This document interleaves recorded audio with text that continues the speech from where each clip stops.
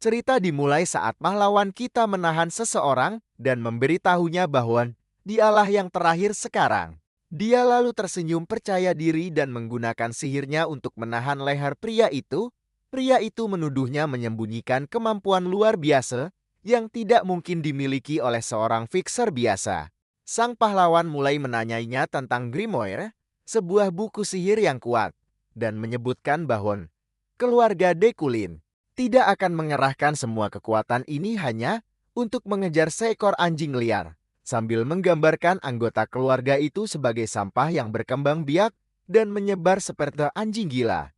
Pria itu mengaku tidak tahu cara menggunakan Grimoire, tetapi sang pahlawan menyimpulkan dari pengejaran mereka yang tanpa henti bahwa buku itu pasti sangat berharga. Pria itu menuntutnya untuk segera menyerahkan Grimoire itu. Sebagai imbalannya, dia menawarkan untuk menjadi penengah baginya, agar bisa kembali bekerja sebagai fixer, bahkan menggunakan istilah merendahkan anjing pemburu. Sang pahlawan mencemoh tawaran ini dengan sinis, bertanya-tanya wewenang apa yang dimiliki seorang manajer fixer biasa untuk bisa membuat janji-janji seperti itu. Dia lalu mengangkat pria itu dengan sihirnya, bertanya, apakah dia punya kata-kata terakhir sebelum mati. Tiba-tiba, orang ketiga muncul di tempat kejadian. Seorang pria yang memancarkan aura energi jahat yang kuat dengan tenang menyapa mereka. Pendatang baru ini mengungkapkan identitasnya, mengumumkan bahwa dia adalah Baharin von de Kolar, kepala keluarga penyihir penguasa benua timur, keluarga de Kolan. Manajer fixer itu tertegun. Ini adalah pertama kalinya dia melihat kepala keluarga secara bertatap muka. Meskipun telah puluhan tahun mengabdi pada mereka sebagai fixer, Baharan adalah sosok legendaris yang dikenal sebagai penyihir terkuat dalam sejarah keluarga. Sang pahlawan bertanya-tanya dalam hati, orang seperti apa pria ini? Baharan menyapa sang pahlawan, menyuruhnya menyerahkan Grimoire dan berjanji mereka akan bicara setelahnya. Namun, sang pahlawan memberinya respons yang kasar dan mengejutkan, mengatakan bahwa dia membuatnya kesal dan menuduhnya mencoba mencuri hasil jerih payahnya. Baharan menanggapi kekurang ajaran ini dengan tawa sinis. Pada saat itu, sang pahlawan menyesal tidak melahap Weaver yang dilihatnya lebih awan saat ada kesempatan. Karena dia sekarang menyadari bahwa aura yang terpancar dari kepala keluarga itu sangat menekan dan lebih kuat dari apapun yang pernah dihadapinya sebelumnya. Baharan menjelaskan kepada sang pahlawan bahwa pilihan termudah adalah membunuhnya dan mengambil Grimoire secara paksa. Tetapi dia menawarinya alternatif lain. Dia memintanya untuk menyerahkan buku itu dan kembali mengabdi pada Dekulin. Dan sebagai imbalannya, semua kejahatannya akan diampuni. Baharan memuji bakat bertarung sang pahlawan, mengakui bahwa dia menyesal tidak menyadari bakat ini lebih cepat. Dia terkesan bahwa seekor tikus kotor dari daerah kumuh bisa menguasai keterampilan spell para fixer dan membawanya ke tingkat yang begitu mahir. Dia lalu mencoba menggodanya dengan visi masa depan yang cerah, membayangkan seberapa tinggi pedang tajam sepertinya bisa melambung jika dibawa oleh sayap Dekulien dan kehebatan apa yang bisa dia tambahkan pada nama keluarga. Dia mengakhiri tawarannya dengan mengundangnya untuk berdiri di sisinya dan menciptakan sejarah bersama. Sang pahlawan menyetujui tawaran Baharan, tetapi dia menetapkan satu syarat dengan senyum licik. Sang pahlawan menuntut Baharan memberinya kursinya sebagai kepala keluarga. Dan hanya setelah itu, mereka bisa bernegosiasi. Dia lalu menoleh ke Baharan, mengingatkannya bahwa dia telah menyaksikan pertempurannya. Dan dengan mengejek bertanya berapa banyak orang yang telah tewas karena jurus sihir yang masih dia terapkan pada manajer fixer yang kelelahan itu. Tantangan ini membuat Baharan marah, yang memperingatkan sang pahlawan bahwa inilah cara yang dia pilih untuk bermain.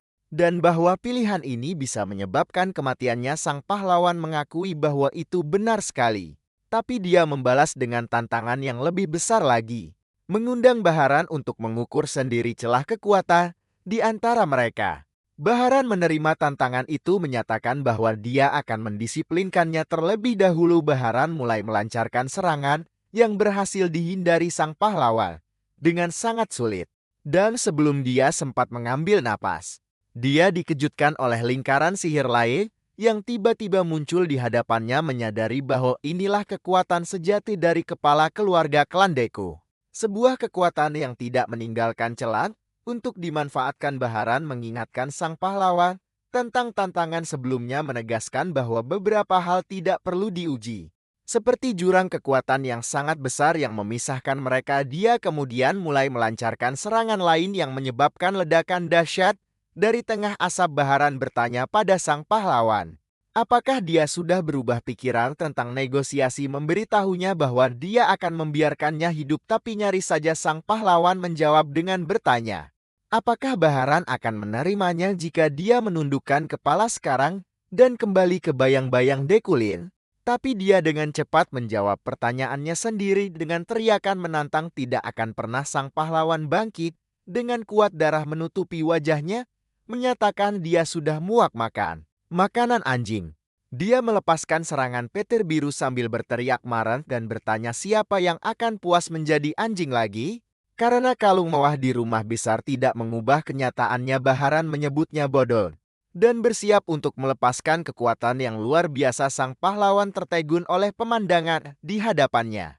Saat badai petir ungu yang dahsyat memenuhi langit pada saat itu, dia menyadari sesuatu. Dia akhirnya mengerti mengapa pada hari itu dia menatap ke langit dan melihat WKVRN itu terbang dengan kebebasan mutlak. Alasan tatapannya adalah penderitaannya dan keinginannya yang mendalam untuk mencapai kebebasan itu. Meskipun diserang secara membabi buta, sang pahlawan berhasil berdiri teguh. Baharan menatapnya dengan kekaguman, mengakui bahwa dia pikir serangan itu akan membunuhnya. Dan kemudian bertanya, apakah dia sekarang merasakan perbedaan kekuatan mereka? Masih berdiri, sang pahlawan mengakui kekuatan Baharan yang menjijikkan. Baharan bertanya, apakah dia siap untuk berbicara dengan benar sekarang dan memintanya untuk menyelesaikan cerita yang belum bisa dia selesaikan sebelumnya. Sang pahlawan bertanya-tanya, apakah Baharan ingin dia kembali menjadi seorang pemecah masalah lagi? Tapi Baharan mengoreksinya, menjelaskan bahwa dia tidak bermaksud posisi seorang pemecah masalah. Baharan mengungkapkan tawarannya yang sebenarnya dan mengejutkan, agar sang pahlawan menjadi kepala salah satu keluarga yang berafiliasi dengan keluarga Dekulin. Sang pahlawan terkejut dengan tawaran ini. Dia berpikir tentang bagaimana keluarga Dekulin yang otoritasnya menyaingi kekuatan kekaisaran menawarinya jabatan kepala salah satu keluarga setianya. Sang pahlawan melihat grimoire di tangannya dan bertanya pada Bahara, apakah buku ini adalah tujuannya? Sejak awal Baharan menjawab bahwa sang pahlawan masih meremehkan dirinya sendiri. Bersikeras bahwa keinginannya adalah untuk sang pahlawan itu sendiri. Dan grimoire itu adalah yang kedua. Baharan melihat sang pahlawan mulai mempertimbangkan tawaran itu dan dia berjanji bahwa menerimanya akan menghapus semua dosa masa lalunya dan hanya kemuliaan bersama keluarga Deku yang akan menantinya. Tapi tak disangka sang pahlawan mulai menuangkan energinya ke dalam grimoire dengan niat untuk menghancurkannya. Baharan bertanya padanya dengan kaget apa yang sedang dia lakukan. Yang dijawab sang pahlawan dengan sinis bahwa dia bisa memilikinya setelah buku itu menjadi abu. Baharan mengancam sang pahlawan bahwa dia tidak akan pernah mati dengan tenang. Tetapi sang pahlawan membungkamnya dan menyuruhnya mendengarkan. Sang pahlawan menjelaskan bahwa para fixer tidak peduli dengan uang. Tetapi dia mengambil grimoire ini karena harganya tak ternilai. Dia kemudian mengungkap rahasia kelam di baliknya. Sambil bertanya-tanya, apakah Baharan tahu tentang para fixer yang telah dilahap oleh Tuan Muda Dekulin menggunakan sihir terlarang dari buku ini? Bajingan itu telah melahap rekan-rekan sang pahlawan. Dan keluarga Dekulin menutupi kejahatan itu. Baharan bertanya dengan nada menghina, apakah ini semua demi balas dendam? Sambil mengatakan bahwa nyawa anjing liar itu murah. Sang pahlawan menjawab bahwa motifnya bukan hanya balas dendam. Dia ingin mewujudkan impian rekan-rekannya, dan itu membutuhkan uang. Dia juga ingin memastikan tidak akan kembali hidup di kandang anjing setelah pensiun. Setelah mendengar semuanya, Baharan menyatakan bahwa dia telah mendengar kata-kata terakhir sang pahlawan. Dia melepaskan serangan terakhirnya. Api biru Deculin, api abadi yang tidak pernah padam dan menyuruh sang pahlawan untuk menyesali pilihannya di kedalaman neraka ini. Saat api melahapnya, sang pahlawan menolak untuk menyesal, berteriak bahwa kematian lebih baik daripada menjadi anjing Deculin lagi. Dan dia merasakan kebebasan yang sudah lama tidak dia rasakan. Pikiran terakhirnya adalah bahwa dia tidak menyesali apapun. Dan jika dia terlahir kembali, dia akan merebut kebebasannya dan mencapai balas dendamnya yang sesungguhnya. Dia kemudian terkejut dengan apa yang terjadi. Semuanya membeku seolah-olah waktu telah berhenti. Grimoire itu muncul dan bersinar terang. Lalu sesuatu yang aneh terjadinya. Sang pahlawan menemukan dirinya di tempat lain, bertanya-tanya bagaimana dia bisa selamat. Setelah berada di ambang kematian karena terbakar, dia merasa ada yang tidak beres dan tempat itu tampak tidak asin. Seolah-olah dia telah kembali ke masa lalu. Lalu dia teringat, dia berada di zona hitam putih, tempat di mana dia berjuang untuk bertahan hidup setiap hari. Sebelum menjadi seorang fixer, dia menyadari kebenaran yang luar biasa. Dia telah kembali ke masa lalu. Dia bertanya-tanya apa yang sebenarnya sedang terjadi. Saat dia menemukan dirinya di dalam tubuhnya yang lebih muda, dia yakin telah kembali ke masa lalu. Tetapi dia menyadari bahwa sebuah tanda tertentu masih ada di tubuhnya. Meskipun dia tidak mengerti bagaimana caranya, dia menyimpulkan bahwa Grimoire itu telah melakukan sesuatu yang menyebabkan kembalinya dia. Dia ingat bahwa kepala keluarga Deculian yang datang sendiri untuk mengambil buku itu membuktikan betapa pentingnya benda tersebut. Sang pahlawan memutuskan bahwa kembali ke masa lalu ini adalah hal yang baik. Bagaimanapun juga, dia memastikan ini bukan mimpi. Kejadiannya terasa terlalu nyata. Dan bau busuk selokan di tempat itu menegaskan kepadanya bahwa dia masih hidup. Dia merasa optimis bahwa ini adalah kesempatan untuk meraih kesuksesan besar, terlepas dari apa yang akan dia lakukan. Tetapi dia bertanya-tanya apa arti dari meraih kesuksesan besar. Dia ingat bahwa dia pernah memiliki sebuah mimpi. Sebuah mimpi yang juga dimiliki oleh rekan-rekannya. Dan itu adalah alasan yang sama yang mendorongnya untuk memutuskan pensiun.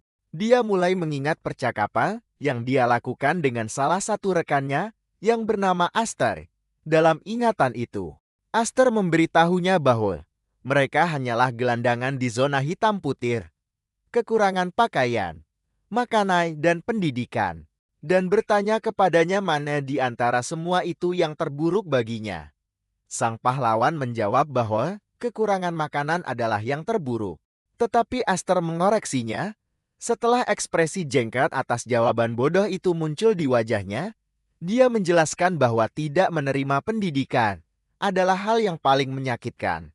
Jika mereka telah dilatih dan dididik dengan benar, mereka tidak akan jatuh ke tangan para bangsawan yang memperbudak mereka. Aster mengungkapkan mimpinya setelah pensiun, yaitu membangun sebuah perpustakaan, tempat di mana siapapun, tanpa memandang kekayaan, status, atau jenis kelamin, bisa membaca buku dengan bebas. Sedangkan untuk sang pahlawan, mimpinya lebih jauh lagi. Dia ingin membangun sebuah menara yang menjulang tinggi tanpa alasan khusus selain karena dia menyukai hal-hal yang tinggi. Dia berencana mengisi menara ini dengan setiap buku yang bisa dia temukan. Yang terpenting, dia akan meletakkan buku rahasia keluarga Deculin di pintu masuk lantai pertama.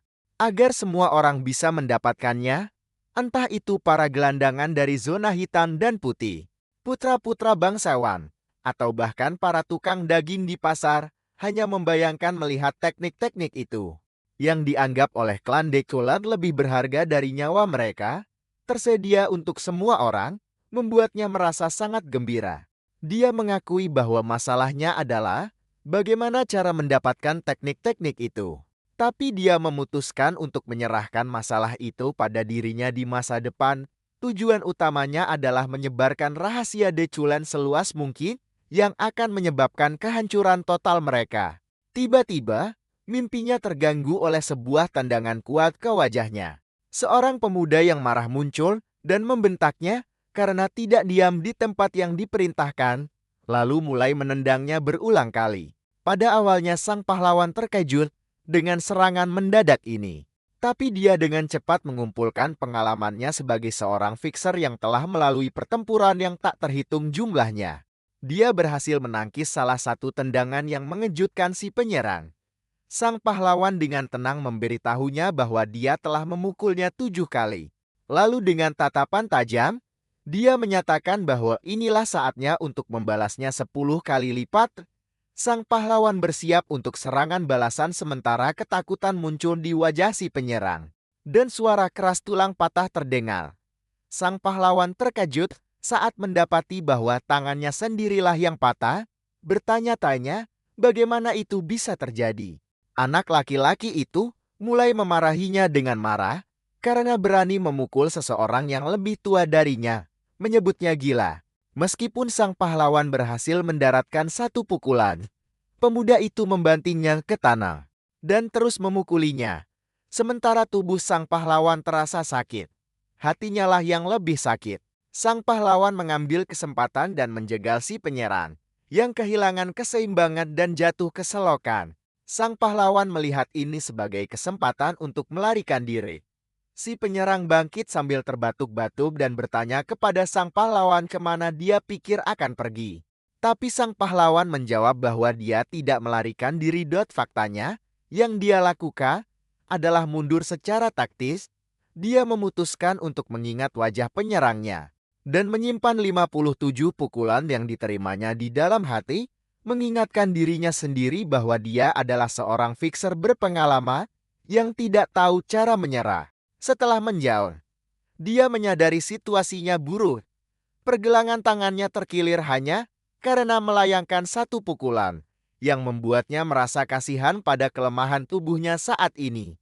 Dia duduk dengan lesu dan memutuskan bahwa dia harus melupakan menara itu untuk saat ini. Dan prioritasnya adalah memperbaiki dan memperkuat tubuh yang lemah ini.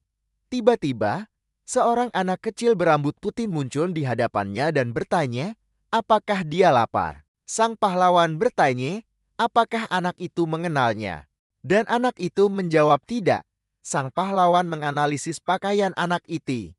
Meskipun sudah usang, pakaian itu aslinya mahal. Jadi dia menyimpulkan bahwa anak itu kemungkinan besar adalah putra seorang bangsawan yang kalah dalam perebutan kekuasaan dan melarikan diri ke sini. Dia melihatnya sebagai bom waktu yang harus dihindari.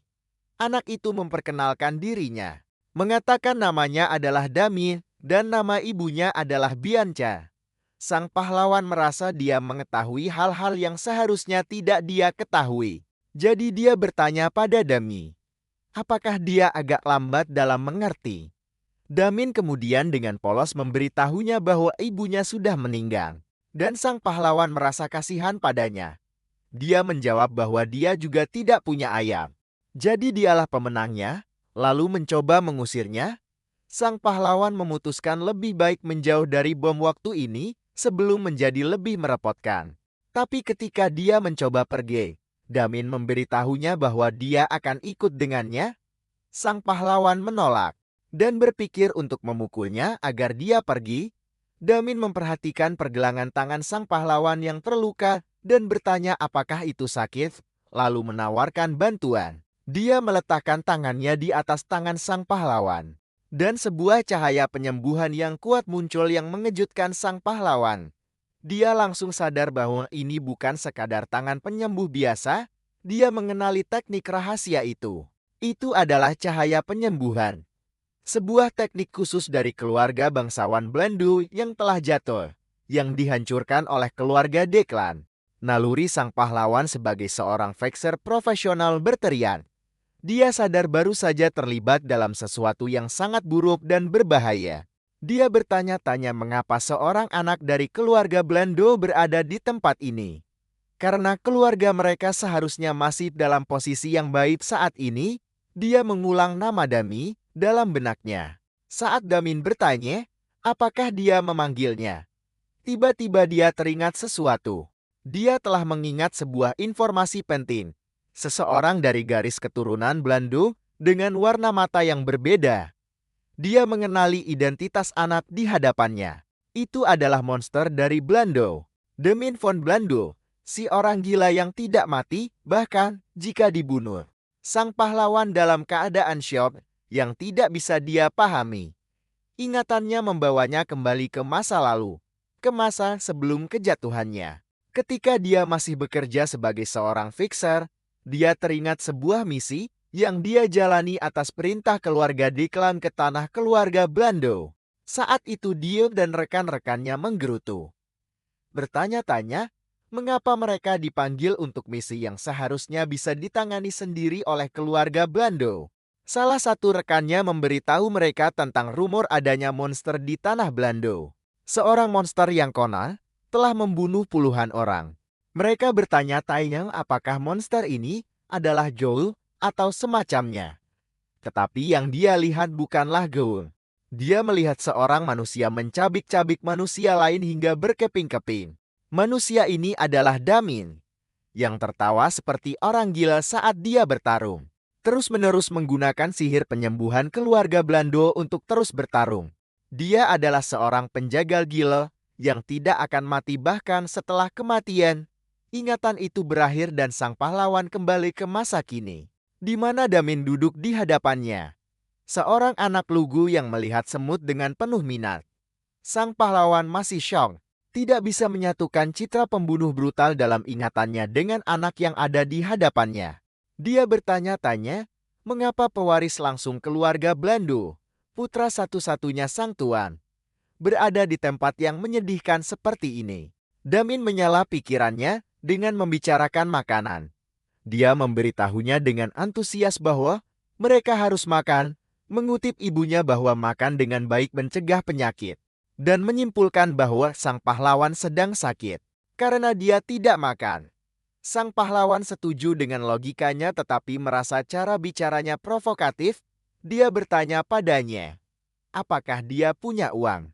Damin mengeluarkan sebuah kantong penuh koin emas dan bertanya, apakah ini yang dia maksud? Setelah hening sejenak, sang pahlawan tersenyum dan mengangguk setuju. Tiba-tiba menyatakan bahwa mereka sekarang adalah teman. Dia merangkul Damin yang tertegun, memberitahunya bahwa jika dia bilang mereka teman, lalu mereka berteman dan berbagi apa yang mereka miliki. Dia kemudian dengan semangat menariknya untuk mencari makanan demi mengisi perut mereka. Damin bertanya pada teman barunya apa yang dia miliki untuk dibagikan. Yang dijawab oleh sang pahlawan bahwa dia punya seorang teman, merujuk pada Damin sendiri. Setelah mereka makan enak dan mandi, sang pahlawan merasa segar. Dia melihat Damin berkeliaran di tempat itu yang sepertinya adalah sebuah rumah di atas restoran. Damin menjelaskan bahwa ini pertama kalinya dia melihat tempat seperti ini, karena dia selalu tidur di luar. Damin tiba-tiba menyebutkan bahwa dia tidak punya ayah. Sang pahlawan bercanda bahwa dia punya ayah, dan mereka terlibat dalam perdebatan kekanak-kanakan yang berakhir dengan sang pahlawan bertanya-tanya mengapa mereka mencoba bersaing dalam hal ini. Lalu dia bertanya tentang ibunya. Damin melihat sekeliling dan dengan polos menjawab bahwa ibunya tidak ada di sini. Sang pahlawan memutuskan untuk menilai situasinya lebih baik. Sang pahlawan bertanya pada Damin sudah berapa lama dia sendirian. Damin berpikir sejenak dan kemudian menjawab bahwa sejak kabur dari rumah, dia sudah tidur 10 kali. Sang pahlawan mulai menganalisis informasi baru ini. Bertanya-tanya, apakah Damin adalah anak kabur dan sedang dikejar? Dan apakah 10 kali berarti 10 hari telah berlalu? Damin menjelaskan bahwa dia biasa tidur 2 kali sehari, termasuk tidur siang. Jadi total dia sudah tidur sebanyak 10 kali. Sang pahlawan menyimpulkan bahwa Damin telah kabur selama sekitar 3 atau 4 hari. Tetapi dia menjadi semakin bingung ketika Damin menambahkan bahwa dia belum tidur siang sejak kabur, yang membuatnya yakin bahwa anak ini benar-benar gila dari sananya. Sang pahlawan mulai merencanakan masa depan. Dia melihat sebuah peluang dengan membawa Damin bersamanya di zona hitam putih, di mana dia bisa bertindak sebagai walinya dan membangun hubungan dengan keluarga Blando. Hubungan ini bisa berguna di masa depan. Saat dia menghadapi keluarga Dekulin lagi, ditambah rumah-rumah bangsawan berisi banyak buku yang dia butuhkan untuk mencapai mimpinya. Tetapi sebelum memikirkan rencana jangka panjang, dia memutuskan ada urusan mendesak yang harus ditangani terlebih dahulu, yaitu dendam 57 lapis yang dia rasakan terhadap pemuda yang memukulnya tadi. Dia memberitahu Damin bahwa dia akan berbaring sekarang dan memperingatkannya untuk tidak mengganggunya, atau akan ada masalah besar. Damin bertanya, apakah dia akan melakukan latihan pernapasan. Dan sang pahlawan membenarkannya, memintanya untuk melakukan hal yang sama setelah dia selesai, yang disetujui dengan antusias oleh Damin. Sang pahlawan memulai meditasinya, mengingat kehidupan masa lalunya di mana dia mengandalkan formula sihir standar yang diberikan kepada para fixer yang memiliki batasan jelas. Untuk mengatasi ini, dia telah menyusup ke banyak rumah bangsawan dan mencuri teknik mereka. Hampir terbunuh lebih dari sekali, dia mempelajari berbagai ilmu rahasia seperti penguatan tubuh malam hari, seni roll, pemanggilan, dan alkimia. Tetapi dia ingat bahwa semua teknik ini tidak cukup untuk melawan kekuatan dahsyat yang dia hadapi dari kepala keluarga Dekulin tepat sebelum kematiannya. Oleh karena itu, kali ini dia memutuskan untuk mempelajari ilmu dasar dari keluarga Dekulin itu sendiri, yaitu seni sumber surgawi. Itu adalah asal dari semua teknik Dekulin dan mampu selaras dengan semua jenis mana, dan untungnya dia telah menghafalnya untuk tujuan penelitian di kehidupan masa lalunya. Saat dia mulai mengaktifkan teknik pernapasan, dia merasakan panas yang hebat seperti lahar mengalir di tubuhnya. Dia menemukan adanya kotoran di sirkuit mananya yang membuatnya terkejut. Untuk menyingkirkannya, dia menggunakan kekuatan misterius dan rahasia yang dikenal sebagai mana shower, sebuah teknik yang hanya digunakan oleh penyihir elit dari keluarga bangsawan untuk memurnikan garis keturunan langsung mereka. Setelah prosesnya selesai, dia bangun dan bertanya-tanya berapa banyak waktu yang telah berlalu. Yang lebih penting, dia menemukan bahwa sirkuit mananya sekarang bersih dan mananya telah dimurnikan, mungkin ke tingkat kemurnian yang lebih tinggi daripada di kehidupannya yang lalu. Meskipun ada peningkatan yang signifikan ini, dia menyadari bahwa mengalahkan Dekulin masih tampak seperti tugas yang mustahil bahkan jika dia dilahirkan 100 kali. Namun kesempatannya telah meningkat, dan sebagai seorang pria yang tidak pernah menyerah bahkan melawan rintangan yang hampir mustahil. Keesokan harinya Damin bangun dari tidurnya dan mendapati rambutnya berubah menjadi coklat yang membuatnya terkejut. Sang pahlawan diam-diam telah mengubah warna rambut pirang platina milik Damin dan pakaiannya agar keluarga Blandur tidak mengenalinya. Setelah langkah terakhir penyamaran selesai, Damin bertanya kepada temannya, apa yang akan mereka lakukan sekarang? Sang pahlawan mengumumkan bahwa mereka akan pergi menghajar beberapa kepala. Saat pemuda yang sebelumnya memukul sang pahlawan sedang berjalan. Setelah tidur siang, dia terkejut melihat sang pahlawan lagi. Tapi kali ini dia bersih dan ditemani oleh seorang anak lain. Dia dengan marah bertanya kemana saja dia berkeliara dan tentang penampilannya yang bersih. Lalu memperhatikan temannya Damin yang dari pakaiannya sepertinya punya uang. Tiba-tiba sang pahlawan melayangkan pukulan kuat yang membuatnya jatuh ke tanah. Dia kemudian dengan tenang memberitahunya bahwa hanya dengan mengingat wajahnya saja sudah cukup, dan mengumumkan bahwa hitungannya dengannya akan dimulai dari 123 pukulan. Dua pemuda di area itu mendengar keributan dan pergi untuk memeriksanya. Dan sekelompok besar pemuda berkumpul. Semua orang terkejut melihat yang termuda dan apa yang sedang dilakukannya. Sang pahlawan tersenyum licik. Semua wajah itu tidak asing baginya, dan dia memutuskan untuk melihat sejauh mana dia bisa melangkah. Kali ini perkelahian brutal pun dimulai dan dia menghajar mereka satu persatu. Saat sang pahlawan menunjukkan keterampilan bertarung yang unggul, memukul lawan-lawannya dengan tinju yang diselimuti energi sihir, Damin menonton dengan takjub, terkesan dengan kecepatan dan kekuatan teman barunya. Sang pahlawan mengajari Damin bahwa dalam situasi seperti ini, dia harus menggambarkan apa yang dilihatnya sebagai sangat keren. Yang diulangi oleh Damia dengan antusias dengan mata berbinar-binar. Damin mendekati pemuda pertama dan menawarkan untuk menyembuhkan lukanya. Sang pahlawan kemudian mencengkeramnya dan bertanya berapa banyak pukulan yang sudah dia terima sejauh ini, mengambil sebatang tongkat kayu dari tanah, dan lalu memukul pantat anak itu dengan keras menggunakannya, bertanya lagi padanya berapa banyak pukulan yang sudah dia terima sejauh ini. Tapi pemuda yang ketakutan itu tergagap dan lupa jumlahnya. Di sini sang pahlawan menoleh ke Damin temannya dan memberitahunya bahwa ini gilirannya. Damin dengan gembira mulai menggunakan sentuhan penyembuhan pada pemuda yang terluka yang berteriak karena kesakitan dan ketakutan, memohon agar dia berhenti. Sang pahlawan memberitahunya bahwa urusan mereka belum selesai dan bahwa dia harus menerima 20 pukulan lagi, yang membuat pemuda itu berteriak dan semakin panik menyebut sang pahlawan dan Damin iblis.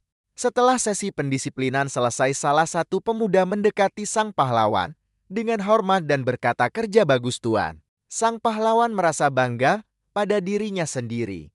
Tugas memberikan 2000 pukulan dengan jatah 100 pukulan per orang adalah tantangan baru bahkan baginya. Para pemuda yang kelelahan meminta izin untuk pergi, dan sang pahlawan mengizinkan mereka, tetapi salah satu dari mereka dengan ragu menjelaskan bahwa ini adalah rumah mereka. Jadi mereka tidak bisa pergi. Ekspresi sang pahlawan berubah dan dia berkata, "Ini masalah kecil dihadapkan dengan ancaman terselubung ini." Para pemuda itu dengan cepat berkata bahwa merekalah yang akan pergi, dan mereka melarikan diri dari rumah mereka. Saat sang pahlawan melihat mereka kabur, dia berpikir bahwa dia sekarang menjadi tunawisma, tetapi tiba-tiba dia merasakan seseorang mendekat dari kejauhan. Orang ini cepat dan tersembunyi dan memiliki aura khas seorang fixer profesional. Sang pahlawan menyimpulkan bahwa mereka kemungkinan besar sedang dikejar. Dia yakin keluarga Blando menemukannya lebih cepat dari yang dia duga, dan khawatir karena mana yang tersisa sangat sedikit. Setelah pertarungan dan proses pemurnian yang dia jalani, dia menyadari kondisinya saat ini tidak memungkinkan dia menggunakan mantra atau bertarung secara fisik, tetapi dia mengingat identitas aslinya. Sebagai seorang fixer berpengalaman, dia ingat bahwa bahkan di kehidupan sebelumnya, dia tidak pernah memiliki sihir yang melimpah dan selalu menghadapi situasi sulit seperti ini. Jadi ini bukan hal baru baginya. Dia mulai mengumpulkan semua mana yang tersisa. Dia memadatkan mana yang telah dia kumpulkan, yakin itu akan cukup untuk satu serangan. Dia tahu dia hanya punya satu kesempatan untuk selamat dari situasi ini. Ketika sang pengejar tiba, ternyata dia bukan musuh melainkan seorang pria tua yang memanggil Damin tuan muda. Pria itu memperkenalkan dirinya sebagai Alfred, terlihat sangat legit. Telah menemukan Damin mengungkapkan kecemasan besar yang membuatnya tidak bisa tidur. Damin menolak mentah-mentah untuk kembali, berteriak bahwa dia tidak akan pernah kembali dan Alfred harus membunuhnya terlebih dahulu. Sementara sang kepala pelayan mencoba menenangkannya dan membujuknya untuk kembali. Sang pahlawan menyadari bahwa pelarian Damin dari keluarganya tidak lebih dari seorang anak kecil yang kabur dari rumah Alfred. Kepala pelayan keluarga Blando meminta maaf kepada sang pahlawan atas pemandangan itu dan secara resmi memperkenalkan dirinya. Sang pahlawan merespons dengan memperkenalkan dirinya sebagai Esther. Alfred memperhatikan bahwa tuan muda Damin tampaknya sangat menyukai Esther dan mengundangnya untuk menemani mereka ke kediaman keluarga Blando. Sang pahlawan curiga dengan niat mereka, karena sudah diketahui umum bahwa keluarga bangsawan membenci rakyat jelata, tetapi dia tidak bisa memahami motif sebenarnya dari undangan ini. Dia memutuskan untuk menerima undangan itu, karena ini sejalan dengan rencana awalnya untuk menjalin hubungan dengan keluarga Blando yang mengendalikan pintu masuk ke kota Hazan, di mana Akademi Zenita dan perpustakaannya yang tak tertandingi berada. Karena tujuannya adalah membangun perpustakaan yang hebat, dia melihat bahwa mengunjungi perpustakaan mereka akan bermanfaat. Dia menerima undangan itu, menganggapnya hanya sebagai jalan memutar kecil dalam perjalanannya mencapai mimpinya. Sang pahlawan menoleh ke Damin dan dengan riang menyarankan mereka pergi untuk melihat apakah makanan keluarga Blando enak. Mereka tiba di kediaman megah keluarga Blando. Sang pahlawan menganggap ini kunjungan resmi pertamanya ke kediaman Blandau. Alfred memberitahu mereka bahwa hari sudah malam dan mereka harus beristirahat, lalu menyerahkan mereka kepada seorang pelayan bernama Lassie. Saat Lassie mencoba membawa Damin pergi, anak itu panik melihat tatapan tajamnya dan mulai berteriak serta meminta maaf padanya. Di tempat lain di mansian, terdengar suara pintu terbuka. Seseorang, tampaknya tuan rumah mansion, bertanya pada Alfred di mana Damin. Kepala pelayan itu menjawab bahwa dia ditemukan di zona hitam putih ketujuh dan sedang dalam perjalanan kembali. Ternyata itu adalah seorang wanita dan dia melepaskan serangan sihir penuh amarah yang menyebabkan ledakan. Dia bertanya dengan panik, apakah Damin baik-baik saja? Dan mengancam akan ada konsekuensi berat jika terjadi sesuatu padanya. Alfred dengan tenang memintanya untuk tenang dan mendengarkan laporannya. Setelah mendengarkan laporan itu, wanita tersebut merasa sangat lega. Alfred bergumam pada dirinya sendiri bahwa ini adalah keberuntungan bagi sang nyonya dan beruntung bagi siapapun yang mungkin telah menyakiti tuan muda. Dia ingat bahwa wanita ini pernah dikenal dengan julukan penyihir daran. Dia berpikir bahwa mengingat sifatnya yang ganas, terutama jika menyangkut putranya, beruntung situasinya berakhir seperti ini. Sang nyonya berterima kasih atas kerja kerasnya. Alfred mengatakan padanya bahwa dia hanya melakukan tugasnya, tetapi menambahkan bahwa ada sesuatu yang tidak biasa dalam masalah ini, yang membangkitkan rasa penasarannya. Alfred berbicara tentang teman baru yang dimiliki Damian bernama Esther. Dia memberitahu sang nyonya bahwa Esther telah merasakan kehadirannya dan menyiapkan tindakan pencegahan bakal sebelum dia muncul di hadapannya. Dia menambahkan bahwa ketika mereka bertemu, Esther sedang memegang peluru mana, sejenis sihir yang dipadatkan dan siap untuk menyerang. Sang nyonya terkesal dengan hal ini, menggambarkan bakat Esther sebagai sesuatu yang luar biasa untuk seorang anak laki-laki dari zona hitam putih. Berdasarkan bakat ini, Alfred meminta sang nyonya untuk memberinya sebuah bantuan. Di adegan berikutnya, Alfred berdiri di hadapan sang pahlawan dan memberinya tawaran mengejutkan untuk menjadi penerusnya. Alfred tampak yakin bahwa sang pahlawan tidak akan menolak. Dia menjelaskan kepadanya bahwa kesempatan seperti itu bagi seekor tikus dari zona hitam putih berarti mendapatkan kekayaan dan kehormatan. Tetapi sang pahlawan menjawab dengan tidak sopan bahwa dia tidak tertarik. Ini mengejutkan Alfred yang bertanya, apakah dia mendengarnya dengan benar. Damin menyela adegan itu dengan menanyakan arti kata yang digumamkan temannya. Sang pahlawan dengan sopan menolak tawaran itu, mengungkapkan rasa terima kasihnya yang mendalam karena telah dipertimbangkan sebagai penerus kepala pelayan. Tetapi dia lebih suka keadaan tetap seperti sekarang. Alfred menafsirkan penolakan ini sebagai keangkuhan. Percaya bahwa sang pahlawan, sebagai seorang yatim piatu berbakat yang menguasai sihir sendiri, menganggap dirinya sebagai orang yang hebat. Dia kemudian mulai menceramahi sang pahlawan, mengatakan bahwa dia memahaminya karena dia juga lahir dari keluarga biasa dan sombong di masa mudanya sebelum menyadari bahwa dunia ini luas. Rasa jengkel terlihat di wajah sang pahlawan saat dia berpikir betapa sepelenya pembicaraan ini. Tetapi Alfred melanjutkan ceramahnya, menjelaskan bahwa sang pahlawan mungkin berpikir dia bisa melakukan apa saja dan menaklukkan dunia. Tetapi segalanya tidak berjalan seperti itu. Sang pahlawan mencoba menahan amarahnya.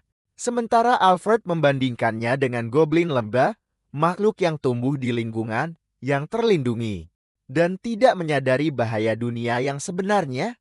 Sang pahlawan menjawab dalam benaknya bahwa jika dia adalah seorang goblin, dia mungkin sudah menjadi seekor wyvern sekarang, menunjukkan bahwa dia jauh dari kata naif atau lemah.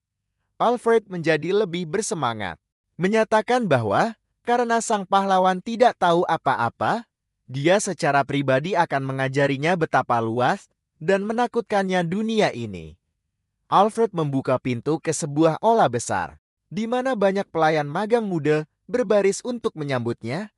Alfred meminta pendapat pahlawan itu menunjukkan bahwa para pemuda ini adalah talenta keluarga Blando yang semuanya seumuran dengannya, dan bahwa dia pasti bisa merasakan kemampuan mereka. Pahlawan itu mengamati mereka dalam diam dan mengakui dalam hati bahwa talenta keluarga Blando memang sangat mengesankan. Dia mencatat bahwa sulit dipercaya mereka hanyalah remaja dengan tingkat kehalusan seperti ini saat aura mereka memenuhi seluruh tempat. Tapi dia menatap mata mereka dan berpikir dengan sinis. Ada goblin di sini, yang berarti mereka bukan apa-apa dibandingkan dengan apa yang pernah dihadapinya. Alfred bertanya lagi, apakah dia akan menerima tawarannya, menjanjikan bahwa dia bisa bersinar seperti anak-anak ini. Dan bahkan lebih dari itu, pahlawan itu hanya menjawab bahwa dia tidak suka bersinar, yang memprovokasi Alfred. Salah satu pelayan magang bernama Winster melangkah maju dan menyapa sang kepala pelayan. Winster berkata pada Alfred dengan senyum sinis bahwa jika anak ini benar-benar merasakan sesuatu, dia tidak akan pernah menolak tawarannya, dan karena dia menolaknya, itu berarti dia belum menyadari nilai sebenarnya dari posisi itu atau talenta yang ada di aula ini. Winster menawarkan diri untuk memberi pahlawan itu sedikit gambaran tentang sihir sejati dengan mengusulkan sebuah duel latihan. Alfred menganggap ide itu sombong, tetapi dia menyetujuinya.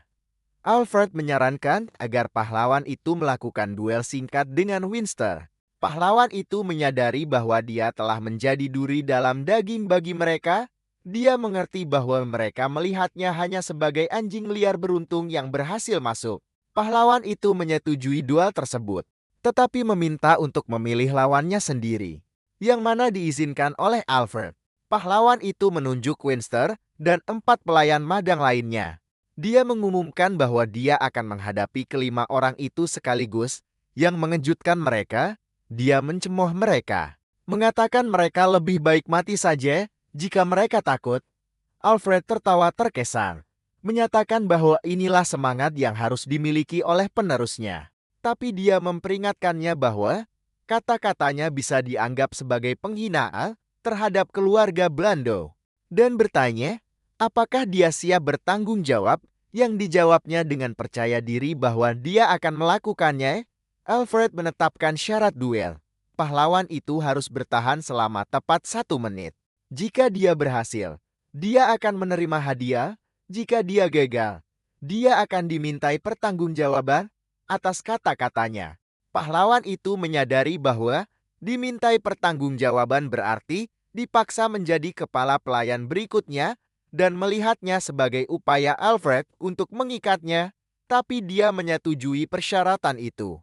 Saat mereka bersiap untuk duel, salah satu pelatih menyatakan keprihatinannya kepada Alfred bahwa duel itu mungkin terlalu berbahaya.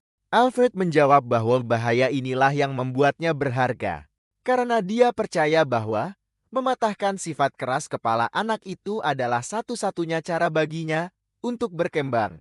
Pelatih dari kelima pelayan magang itu khawatir. Dia takut jika melukai tamu tuan muda bisa mengakhiri karirnya. Sementara itu, Damin sedang menyaksikan adegan itu bersama pelayar, Lassie. Pelatih itu mendekatinya dan memohon padanya untuk menghentikan kepala pelayar, memperingatkannya bahwa temannya dalam bahaya besar. Tapi Damin menunjukkan kegembiraan yang luar biasa yang membuat pelatih itu semakin ketakutan.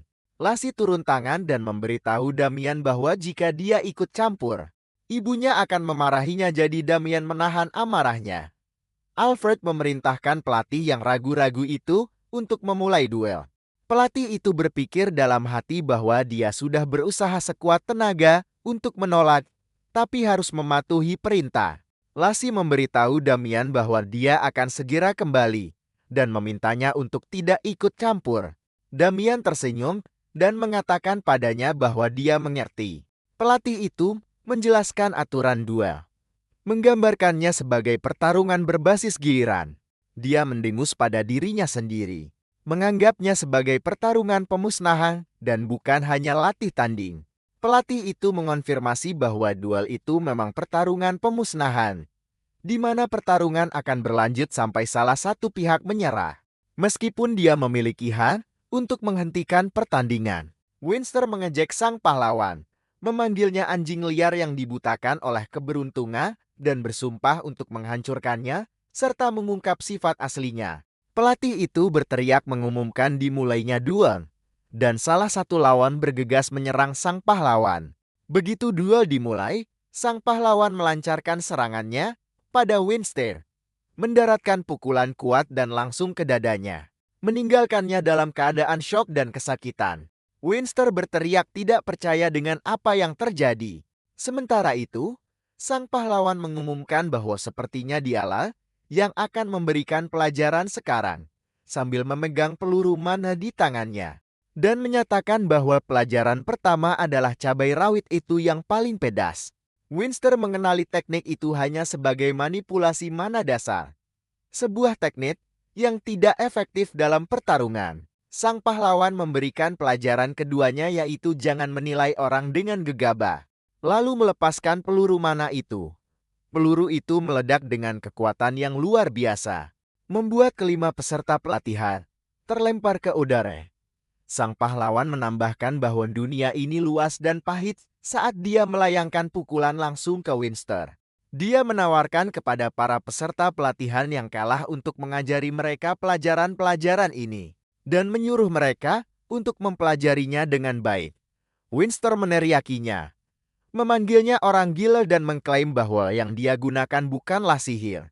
Sang pahlawan menggunakan apa yang dikenal sebagai sihir somatik, sebuah gaya yang mengintegrasikan mana dengan pertarungan tangan kosong untuk mengalahkan lawan-lawannya.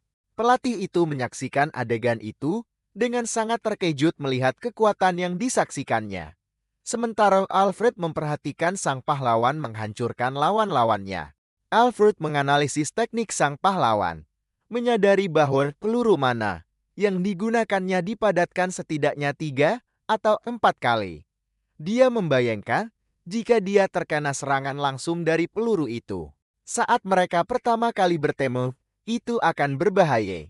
Dia mengagumi kendali bawaan sang pahlawan atas mana. Dia berpikir bahwa cara sang pahlawan mengalahkan lawan-lawannya sangat menakutkan.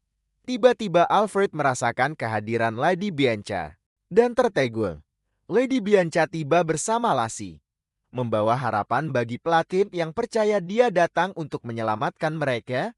Sang nona bertanya apa yang terjadi, dan Alfred dengan ragu-ragu menjawab bahwa mereka sedang melakukan tes sederhana. Sang nona melihat keadaan yang kacau dan para peserta pelatihan yang terluka di lantai, dan bertanya dengan sinis, apakah ini yang dia sebut tes?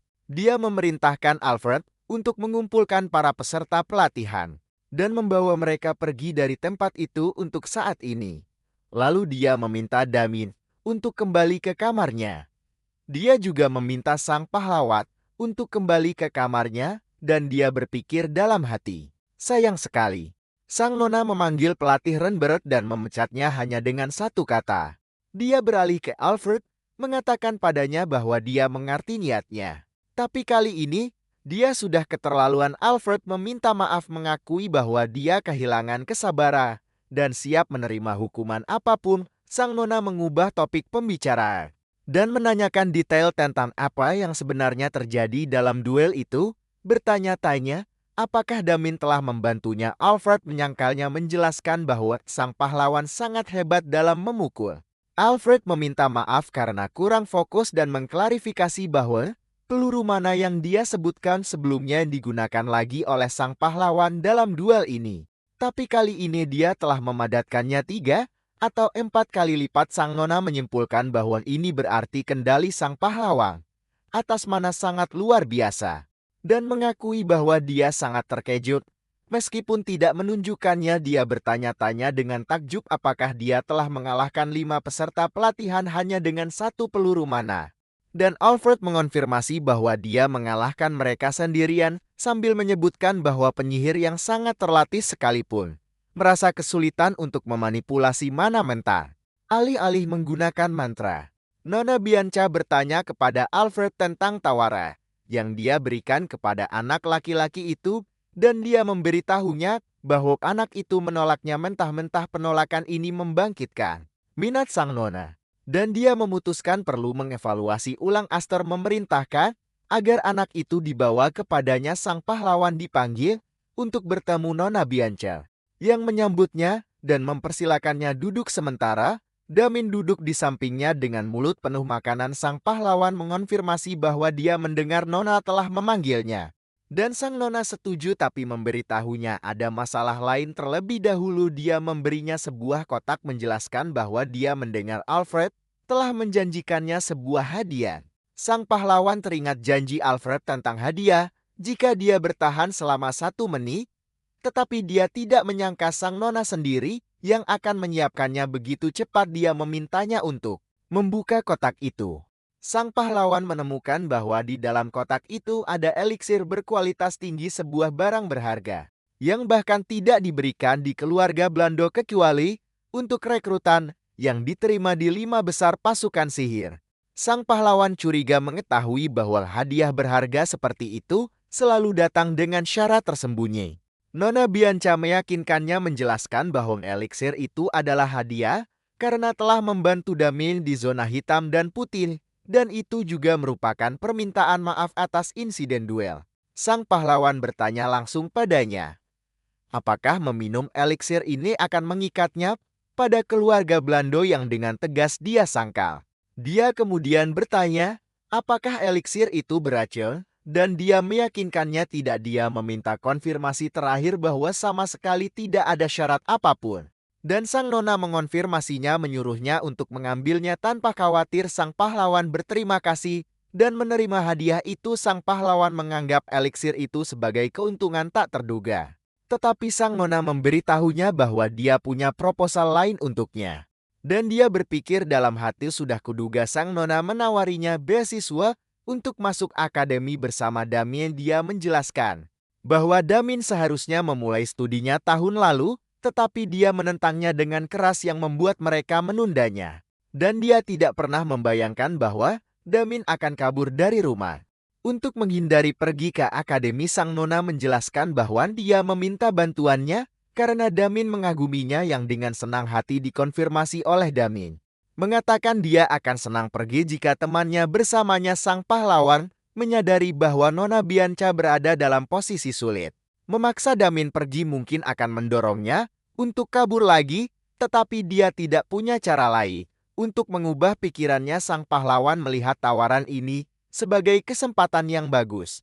Masuk ke akademi adalah hal yang hebat, dan koneksi sekolah sangat berharga di dunia yang mengandalkan ikatan keluarga dan daerah.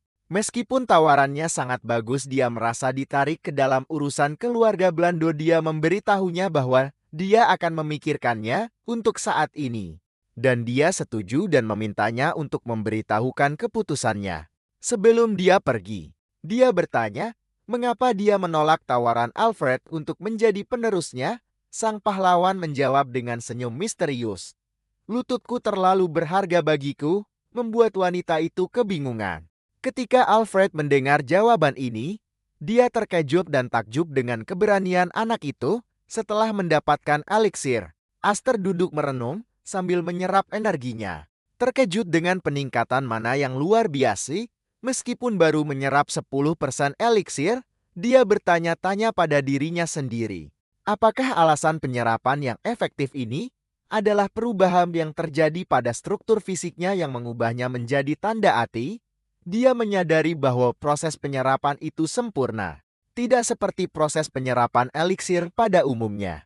Tidak ada energi yang hilang atau sisa kotoran apapun yang membuat efeknya lebih kuat dari yang dia perkirakan. Pikirannya kemudian beralih ke tawaran yang dia terima untuk bergabung dengan akademi. Setelah pertimbangan mendalam, dia merasa keputusannya sudah bulat. Dia menyadari ada banyak keuntungan untuk mendaftar di akademi. Yang terpenting adalah hal itu akan memudahkannya mencari sponsor untuk mendukungnya. Namun di balik semua hal positif itu, dia punya firasat kuat bahwa dia sedang berjalan lurus ke dalam jebakan yang disiapkan untuknya. Dia memutuskan untuk berjalan-jalan untuk menjernihkan pikirannya. Saat dia hendak pergi, dia dihentikan oleh seorang pemuda berambut platina yang menunggunya dan bertanya langsung, apakah dia orang yang bernama Aster? Aster mengamati ciri-ciri pemuda itu dan menyimpulkan dari rambut platinanya yang hanya dimiliki oleh Damit dalam garis keluarga langsung bahwa pemuda itu pastilah kerabat dari cabang Champagne. Aster merasa kesal dengan banyaknya masalah di rumah ini dan dengan tegas menyangkal memiliki hubungan apapun dengan nama itu. Yang mengejutkan pemuda itu, melanjutkan ucapan sarkastisnya, mengomentari rambut abu-abu gelap Aster yang kusam dan tatapannya yang tidak nyaman. Lalu menambahkan dengan nada mengejek bahwa semua ciri itu sangat mirip dengannya, yang membuat Aster marah. Aster dengan tenang menjawab bahwa warna rambut bisa sangat bervariasi tergantung pada pencahayaan. Dia kemudian memasang ekspresi pura-pura tidak bersalah dan bertanya pada pemuda itu, bagaimana mungkin mata ini terlihat tidak nyaman? Pemuda itu terkejut dengan reaksinya, mundur sambil mengakui bahwa mata Aster memang terlihat baik dan meminta maaf atas kesalahpahaman itu sebelum berbalik untuk pergi. Pada saat itu Alfred, sang kepala pelayan, bergegas menghampiri Aster dan memegangnya, memohon agar dia memaafkan kesalahpahaman itu dan memberitahunya bahwa dia tidak bisa tidur semalaman karena belum bisa berbicara dengannya. Dan mengklarifikasi masalahnya, Alfred berpikir dalam hati dengan kesal bahwa dia seharusnya tidak harus berlutut seperti ini hanya karena dia adalah kepala pelayan. Dan bahwa semua ini hanyalah kesalahpahaman. Pemuda berambut platina itu berbalik lagi setelah menyadari kebenarannya dan berteriak bahwa dia benar selama ini dan tatapan di mata Aster yang menyerupai goblin mati itu tidaklah biasa. Aster dengan tenang mengonfirmasi identitasnya. Pemuda itu menjadi marah, menunjuk jarinya ke arahnya dan menuduhnya berbohong dan bersikap sangat kurang ajar. Pemuda itu menggumamkan ancaman untuk membunuhnya, tetapi tatapan tajam dan diam dari Alfred sudah cukup untuk membungkamnya. Pemuda itu menarik kembali ancamannya dan berkata pada Aster bahwa dia akan mengabaikannya untuk saat ini. Namun dia menuntut agar Aster datang ke aula sihir nanti agar dia bisa memperbaiki perilakunya yang buruk. Dan Aster dengan santai menyetujuinya. Setelah pemuda itu pergi sambil menggumamkan ancaman, Alfred bertanya pada Aster, apakah ada yang salah? Aster menjawab sambil tersenyum, bahwa tidak ada yang perlu dikhawatirkan. Sambil berpikir dalam hati bahwa situasi ini datang di saat yang tepat, karena suasana hatinya sedang tidak baik. Lalu Aster menoleh ke Alfred dan memanggilnya dengan gelar resminya, kepala pelayan, dan bertanya, apakah dia bisa bertemu dengan nona istana sekarang? Lady Bianca menyambut Aster di ruang kerjanya, sambil berkomentar bahwa dia meminta pertemuan sangat pagi dan bertanya-tanya, apakah dia sudah selesai mempertimbangkan tawarannya? Dengan senyum percaya diri Aster mengonfirmasi keputusannya dan memberitahunya bahwa dia akan mendaftar di akademi. Lady Bianca menyatakan keterkejutannya atas betapa cepatnya dia mengambil keputusan. Tapi dia senang dan mengatakan kepadanya bahwa mereka harus segera memulai persiapan. Dia menyuruhnya untuk bersantai sementara itu dan Aster berterima kasih atas keramahannya lalu meninggalkan ruangan. Setelah Aster pergi, Alfred memasuki ruangan itu. Lady Bianca bertanya tentang anak laki-laki itu. Dan dengan gembira dia memberitahu kepala pelayan bahwa Aster untungnya telah menerima tawaran itu. Alfred tidak bisa menyembunyikan kegembiraannya, berseru bahwa ini sudah bisa diduga dari seorang anak laki-laki dengan semangat seperti itu. Dan api yang menyala di matanya itu. Alfred dengan antusias melanjutkan penjelasannya tentang rencananya kepada Lady Bianca. Menyatakan bahwa semester pertama akan baik-baik saja karena keluarga akan menanggung biayanya. Tetapi dia bertanya-tanya bagaimana Aster akan mengaturnya di semester berikutnya. Alfred berasumsi akan sulit bagi seorang gelandangan dari zona abu-abu untuk membayar biaya sekolah yang begitu tinggi. Dan meramalkan bahwa Aster akan menjadi sangat cemas karena dia ingin melanjutkan studinya. Pada saat yang genting itu, sebuah uluran tangan bantuan akan muncul. Yang tidak lain adalah sponsor pribadi dari Alfred. Lady Bianca memotongnya dengan tenang, mengatakan bahwa dia terlalu berisik. Alfred segera meminta maaf atas ledakan emosinya dan pamit untuk pergi ke dapur karena waktu makan sudah dekat. Setelah dia pergi, Lady Bianca merenungkan masalah itu. Dia mengerti kebahagiaan Alfred yang meluap-luap setelah tawarannya kepada Aster berulang kali ditolak. Dia akhirnya menemukan sebuah kesempatan. Namun, dia melihat proposal akademi ini sebagai rencana yang naif.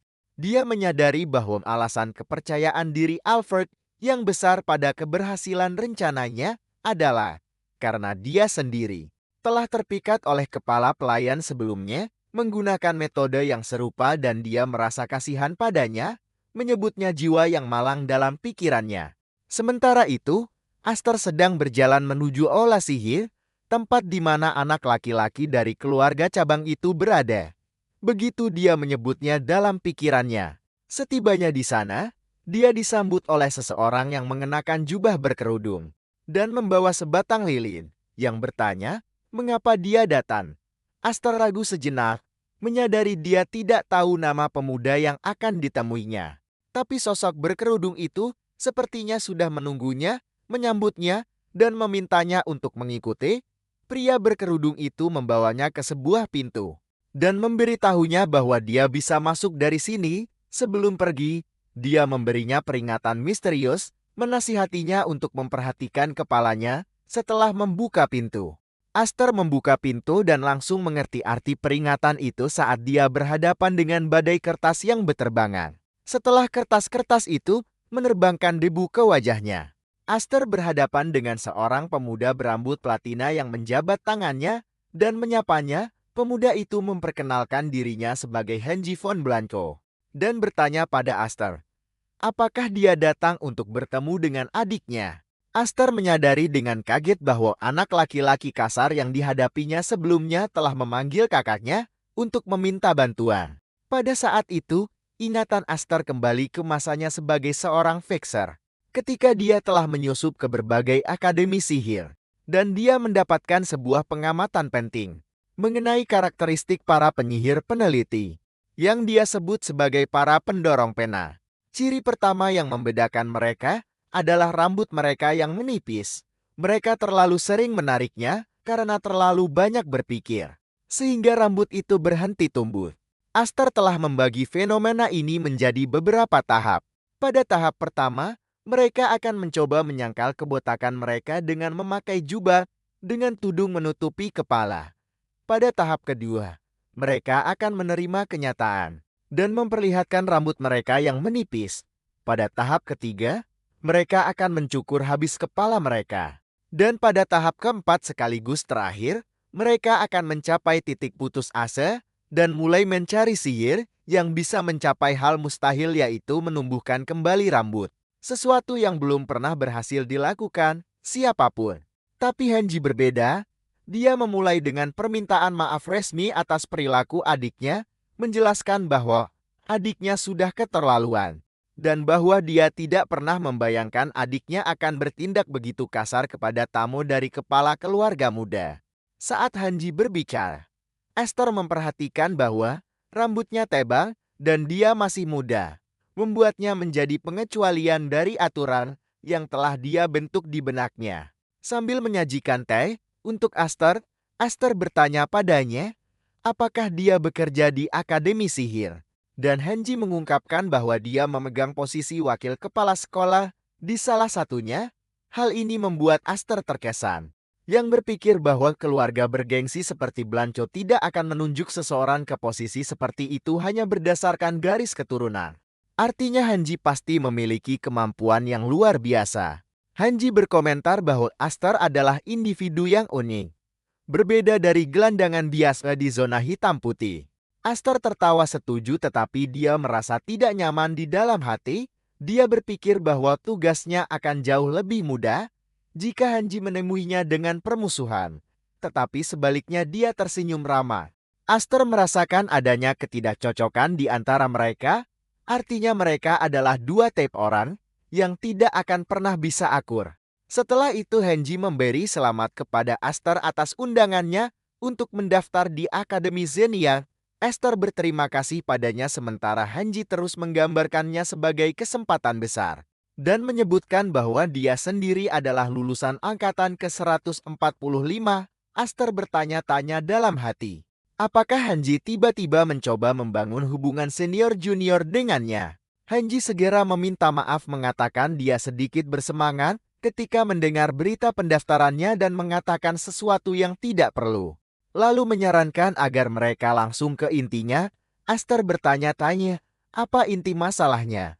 Hanji memberitahunya ada satu hal yang ingin dia konfirmasi terlebih dahulu. Dan kemudian mengajukan pertanyaan yang langsung dan mengejutkan. Apakah dia bersedia mempertaruhkan nyawanya demi seorang teman? Hanji menjelaskan bahwa seluruh nasib keluarga Blanco dipertaruhkan.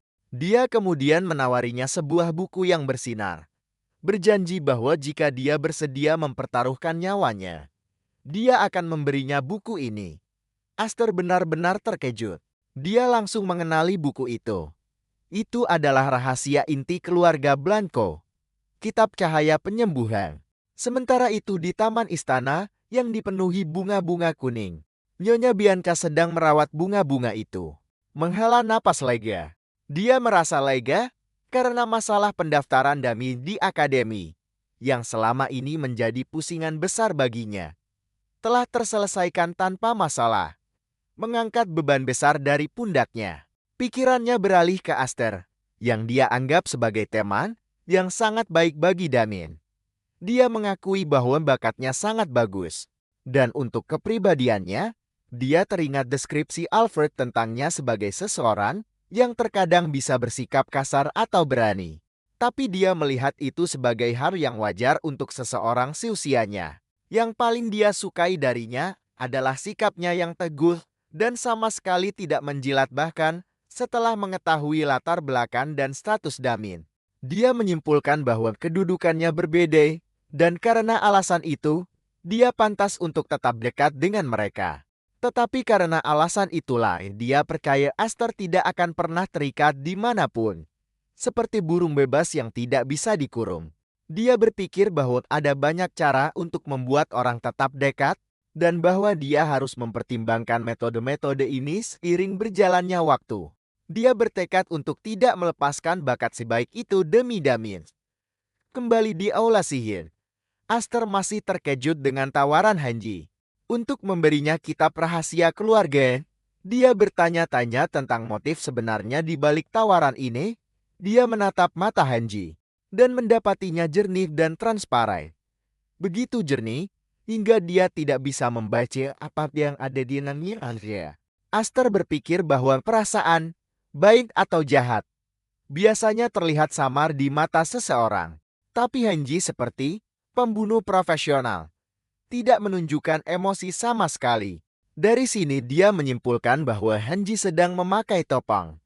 Topeng yang begitu rumit, sehingga dia mungkin tidak lagi mengenal dirinya yang sebenarnya.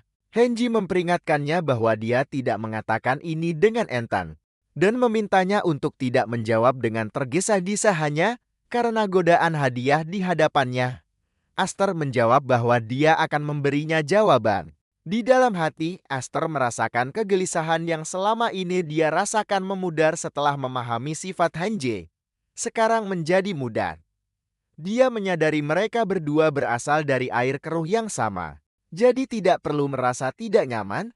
Aster memberitahu Hanji bahwa jika dia punya sesuatu untuk ditanyakan, dia akan mendengarkan. Menjelaskan bahwa jika dia pikir dia bisa melakukannya, dia akan melakukannya. Dan jika tidak bisa, dia tidak akan melakukannya.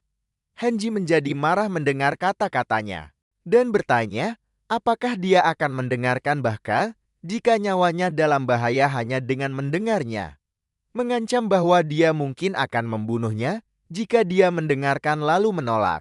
Aster menatapnya dengan menantang dan menyuruhnya untuk membunuhnya saja.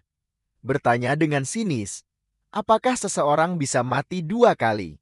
Tapi dia dengan cepat teringat pada dirinya sendiri dengan malu bahwa dia secara pribadi bisa mati untuk kedua kalinya. Setelah hening sejenak, Hanji melepaskan energinya untuk mengintimidasi Aster. Hanji mencoba melepaskan auranya yang kuat untuk memaksa Aster tunduk. Tetapi Aster tetap berdiri teguh. Tidak terpengaruh oleh ancaman Hanji, Hanji tersenyum, mengakui bahwa dia tidak bisa mengalahkan Aster. dan menyatakan bahwa dia telah lulus ujian. Kemudian Heng Yi memberitahunya bahwa dia sekarang akan berbicara dengan nyaman sambil mengungkapkan kebenaran. Dia membutuhkan seseorang yang bisa dia percayai. Tetapi orang itu tidak bisa menjadi anggota keluarga Blanco. Heng Yi mulai menjelaskan situasinya, mengakui bahwa awalnya dia memiliki ekspektasi yang rendah. Percaya bahwa semua gelandangan dari zona hitam dan putih itu sama dan bahwa Damin yang masih muda mungkin tidak memiliki penilaian yang tajam terhadap orang lain. Namun, yang menarik minatnya adalah wali Damien, Nona Bianca, yang dikenal karena cintanya yang luar biasa padanya. Tetap membiarkan seorang gelandangan seperti Aster di sisinya, yang membuatnya percaya pasti ada sesuatu yang istimewa tentang dirinya. Kemudian secara kebetulan, pertarungan antara adik laki-lakinya dan Aster terjadi, memberinya alasan yang sempurna dan logis untuk memanggilnya untuk wawancara. Aster bertanya, apakah perlu bagi wakil kepala sekolah akademi sihir untuk menggunakan saudaranya sebagai alasan memanggil seseorang? Heng Yi membenarkan bahwa kecurigaan Aster benar, menjelaskan bahwa situasinya sulit dan menghalanginya untuk mengambil langkah pertama sendiri. Dia dengan cepat menyangkal bahwa itu adalah perebutan kekuasaan dalam keluarga, bersikeras bahwa keluarga Blanco sangat solid. Lalu dia mengungkapkan alasan sebenarnya dia diawasi oleh keluarga Dekulian. Ketika Aster bertanya mengapa, Heng Yi memutuskan untuk benar-benar jujur, terutama karena Aster sebelumnya telah menunjukkan sikap acuh tak acuh terhadap kematian. Tetapi dia meyakinkannya bahwa dia tidak berniat membunuhnya.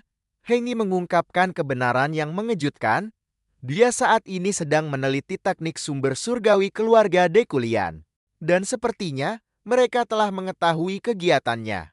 Dia menambahkan bahwa dia berhasil mendapatkan teknik ini, sebuah rahasia yang hanya diketahui oleh garis keturunan Dekulian, melalui rute yang tidak terduga.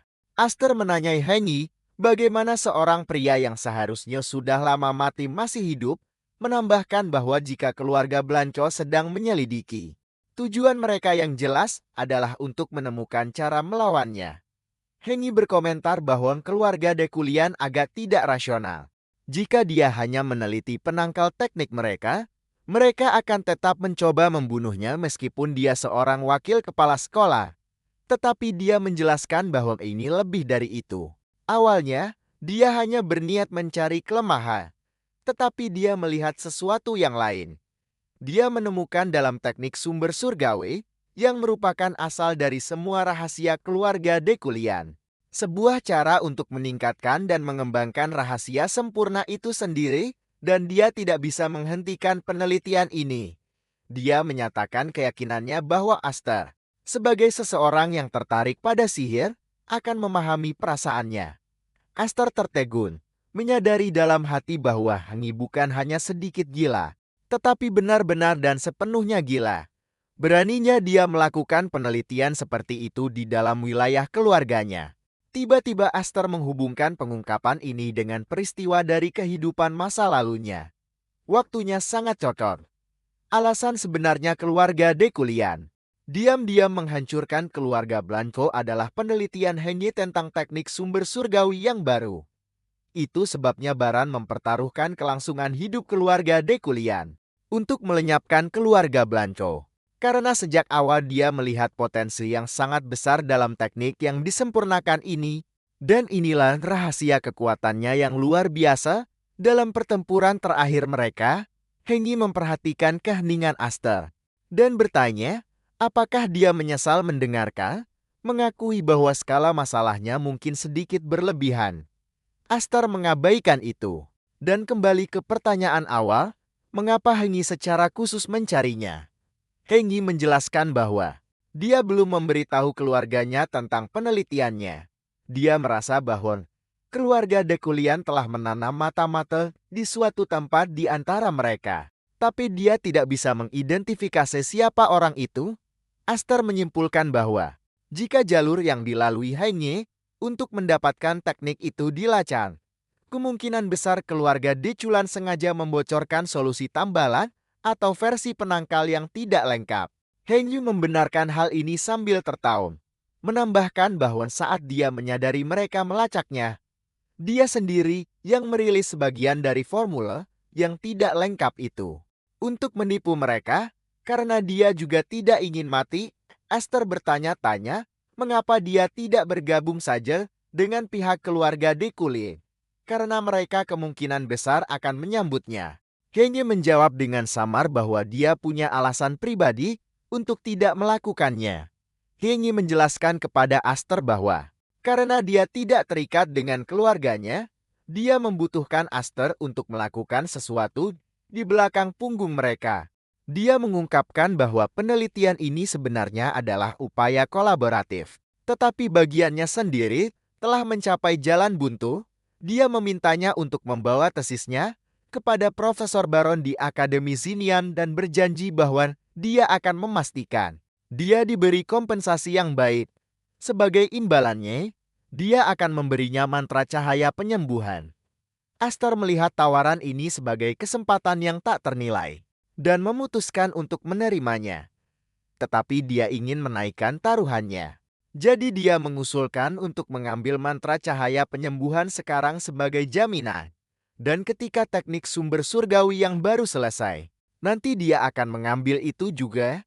Dia membenarkan ini dengan mengatakan itu akan membuat mereka menjadi mitra sejati di perahu yang sama.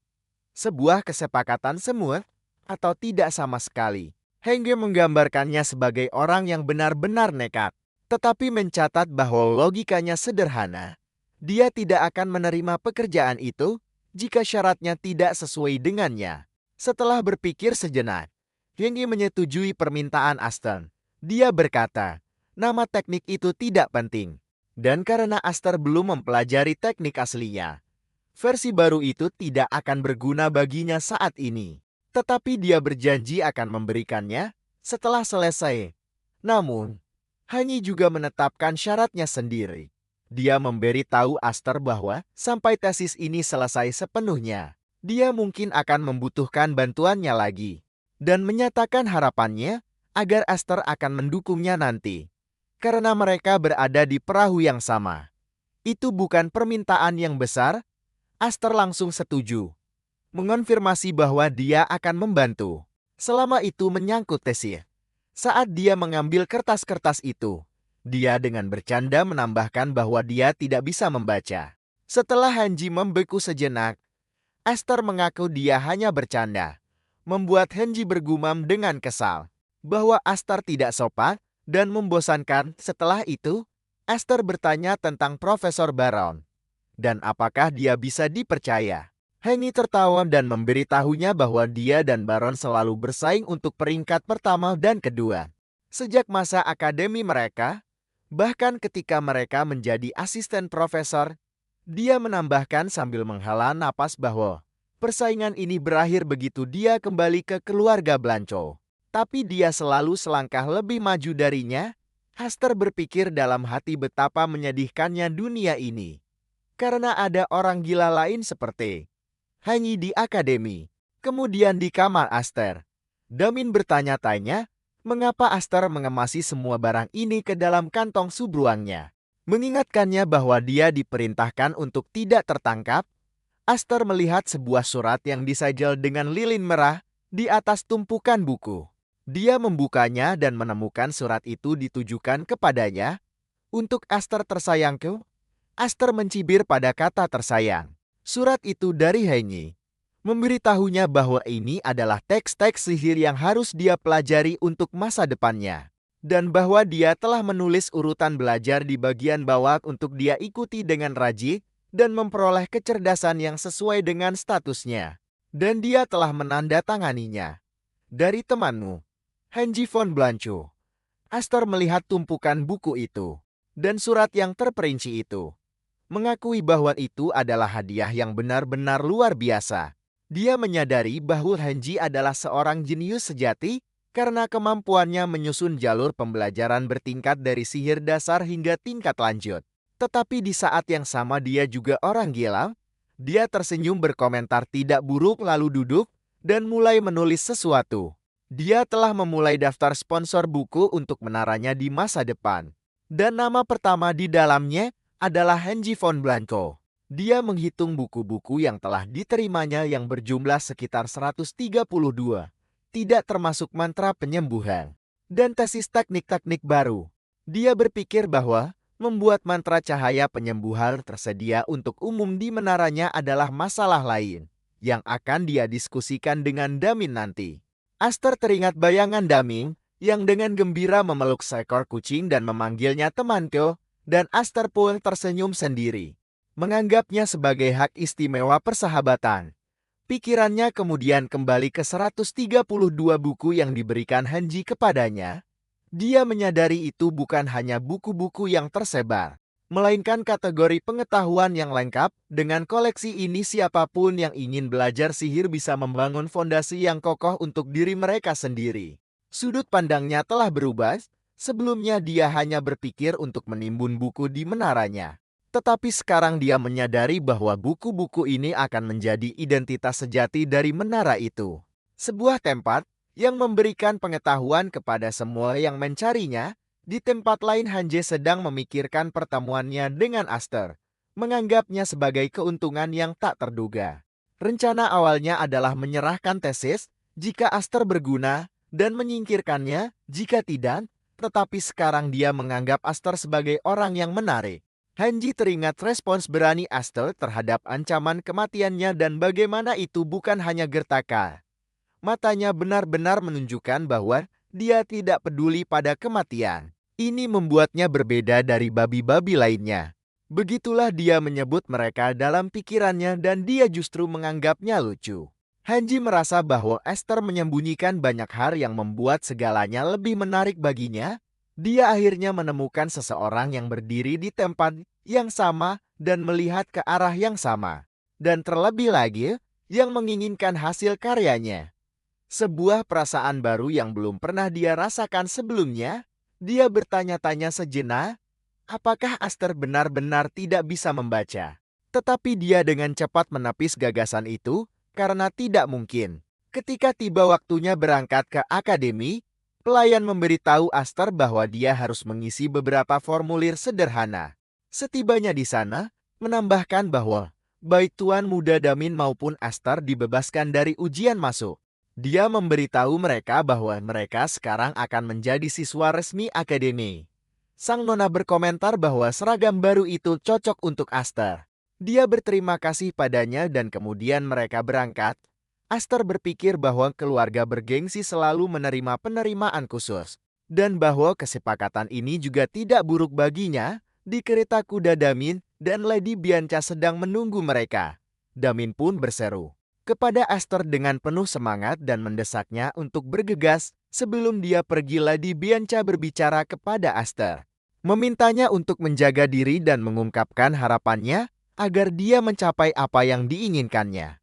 Karena ini adalah kesempatan besar, Aster berterima kasih padanya dan tersenyum. Saat kereta kuda berjalan, Aster mengulangi kata-kata Lady Bianca di benaknya. Apa yang aku inginkan? Dia bertekad pada dirinya sendiri bahwa dia tentu saja akan mendapatkannya. Dia memikirkan Zinian, akademi terhebat di benua timur di mana sponsor yang tak terhitung jumlahnya menantinya. Dan dia berniat untuk mendapatkan mereka semua. Dengan senyum percaya diri dia menantikan tujuan barunya sambil berpikir, tunggu saja kalian rekan-rekan, aku datang. Selama perjalanannya di dalam kereta kuda, Aster tenggelam dalam membaca buku-buku yang diberikan Hanji padanya. Dan dia benar-benar menyadari bahwa Hengi adalah seorang peneliti sihir yang luar biasa. Dia berpikir bahwa prinsip-prinsip dasar sihir itu sederhana, tetapi interpretasinya bisa bervariasi tanpa henti. Dia mengambil air sebagai contoh. Bagi sebagian orang itu adalah air kehidupan, dan bagi yang lain itu adalah banjir dahsyat. Itu hanyalah masalah sudut pandang. Dia menyadari bahwa setiap keluarga besar telah mengembangkan jalur sihir uniknya sendiri berdasarkan sudut pandang mereka sendiri terhadap prinsip yang sama. Setelah menyelesaikan semua teks sihir di dalam kantongnya, Aster sampai pada sebuah kesadaran penting. Dia menemukan bahwa kurikulum yang disiapkan oleh Hengi berhubungan langsung dengan prinsip-prinsip langit dari keluarga Deculan. Pikirannya terganggu oleh suara antusias Damin. yang memanggilnya temanku dan menyuruhnya untuk melihat. Mengumumkan bahwa mereka akhirnya telah tiba. Aster melihat keluar jendela untuk melihat bangunan megah Akademi Zinian. Di hadapannya, wanita pendamping memberitahu mereka bahwa perjalanan kereta berakhir di sini. Dia menjelaskan bahwa mengikuti ajaran kepala sekolah pertama yang bijaksana, semua siswa pada hari pendaftaran mereka harus memasuki akademi dengan berjalan kaki tanpa memandang status mereka. Dia mendoakan semoga mereka beruntung di upacara dan berharap mereka akan mendapatkan kebijaksanaan yang besar. Lalu dia berpisah dari mereka, begitu mereka mulai berjalan. Damin meraih lengan Aster, mendesaknya untuk bergegas. Dia memberitahunya dengan cemas bahwa Melanci, wanita pendamping itu, berkata bahwa jika mereka terlambat untuk upacara penerimaan, mereka mungkin tidak akan menemukan kursi tersisa.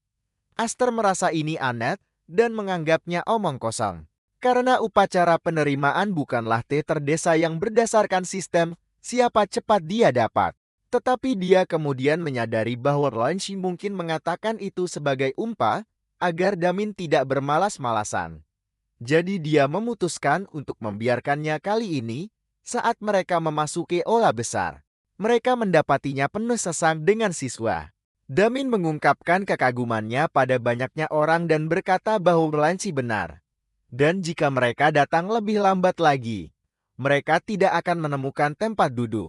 Astor menyangkal ini dalam benaknya sambil mengeluarkan selembar kertas kecil untuk melihat nomor kursi mereka yang telah ditentukan. Kelas M3, kursi 11 dan 12. Tetapi Damin menunjuk ke beberapa kursi kosong dan bertanya, apakah mereka bisa duduk di sana? Karena takut mereka tidak akan mendapatkan kursi sama sekali. Tetapi Aster menyuruhnya untuk menunggu sebentar. Lalu Aster bertanya-tanya dengan heran. Apakah ini orang yang sama yang bahkan tidak mau datang ke akademi? Dan mengapa dia begitu bersemangat sekarang? Saat Damin hendak duduk, dia tidak sengaja menabrak siswa lain berambut abu-abu panjang yang terlihat sangat kesal. Pria besar itu bertanya pada Damin dengan marah, ada apa? Aster bergegas membantu Damin berdiri dan bertanya, apakah dia baik-baik saja? Damin dengan riang menjawab dari lantai bahwa dia baik-baik saja dan tidak terluka. Dia kemudian meminta maaf kepada siswa yang ditabraknya, mengatakan bahwa dia tidak melihat ke arah mana dia berjalan. Dengan benar, saat Aster dan Damian hendak pergi, siswa berambut abu-abu itu menghentikan mereka dengan suara tajam. Dia berbalik dengan marah dan bertanya pada Damian apa yang mengenai pakaiannya. Air liur, jawab Aster dengan tenang. Dari aura pria itu, Aster menyimpulkan bahwa dia pasti berasal dari keluarga bangsawan. Dan dia menduga bahwa dalam situasi seperti itu, Damin akan mengambil inisiatif untuk meminta maaf dan mencoba membersihkan pakaian pria itu sendiri. Memang benar, Damin mulai mengelap pakaian pria itu sambil meminta maaf dan berteriak dengan antusias bahwa dia akan membersihkannya dan membuatnya bersinar lebih terang dari sebelumnya yang hanya membuat pria itu semakin marah. Aster menyadari pertarungan kini tak terhindarkan lagi. Pria itu naik pitam dan melayangkan pukulan ke arah Damia sambil berteriak menyuruhnya nyaf dari hadapannya. Dasar bodoh. Namun sebelum dia bisa melakukan hal lain, Aster turun tangan dan mencengkeram tinjunya dengan erat. Aster memberitahu teman sekelasnya itu bahwa menurutnya dia telah membuat kesalahan dan menyarankannya untuk berhenti di situ saja. Murid bangsawan itu dengan marah bertanya, siapa dirinya? Aster membela Damin dan mengumumkan dengan jelas bahwa dia adalah temannya. Murid itu berkomentar dengan sinis bahwa dia melihat seorang teman yang setia padanya, sambil menyindir bahwa hanya sedikit orang yang mau menerima pukulan demi seorang teman. Namun dia memperingatkannya bahwa dia akan menyesali pilihannya hari ini. Aster menghela napas, berpikir bahwa rencananya untuk berteman dengan teman sekelasnya di hari pertama telah gagal. Dia meretakkan buku-buku jarinya dan memutuskan untuk melupakan soal pertemanan untuk saat ini. Sepertinya lawannya lebih suka menyelesaikan masalah dengan tinju daripada kata-kata. Keributan itu menarik perhatian murid-murid lain yang berkumpul penasaran dengan apa yang sedang terjadi.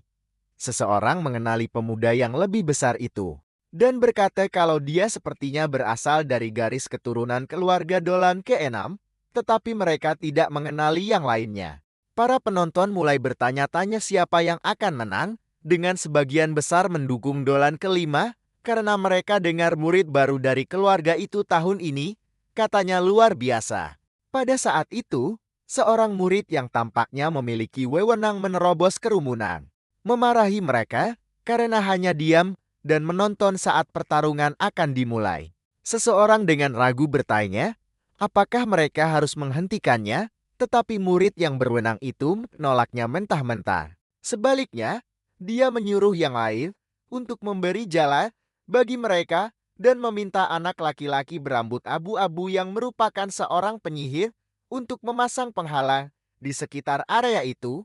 Situasi itu berubah menjadi sebuah tontonan, dan para murid mulai memasang taruhan untuk pemenangnya dengan banyak yang bersorak untuk Hexter, nama murid dari keluarga Dolan ke-5. Astor menyaksikan pemandangan itu dengan senyum tipis. Hexter melangkah maju dan memperkenalkan dirinya sebagai putra kedua dari keluarga Dolan ke-5 yang membanggakan, dan menanyakan nama Astor. Astor menjawab bahwa tidak seperti dirinya, dia tidak berasal dari garis keturunan hebat manapun, dan bahwa dia sebaiknya menganggapnya sebagai orang lewat saja. Hexter tersenyum sinis, mengatakan bahwa tidak berasal dari keluarga bangsawan tidaklah penting, tetapi arena kecil ini pasti menjadi kerugian bagi seorang penyihir.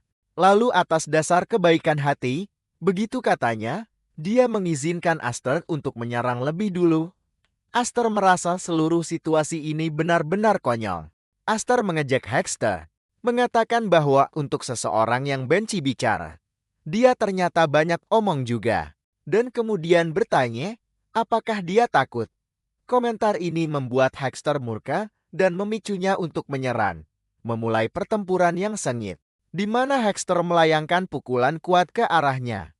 Astor ingin menambahkan pengamatan lain, menunjukkan bahwa ada dua orang kuat, bukan hanya Hexter. Hexter yakin dengan kemampuannya untuk menahan pukulan murid penyihir manapun, tetapi dia terkejut dengan bobot pukulan Astor saat pukulan itu mengenainya, sambil bertanya-tanya bagaimana tinjunya bisa begitu kuat dan menyebut Astor seorang bajingan.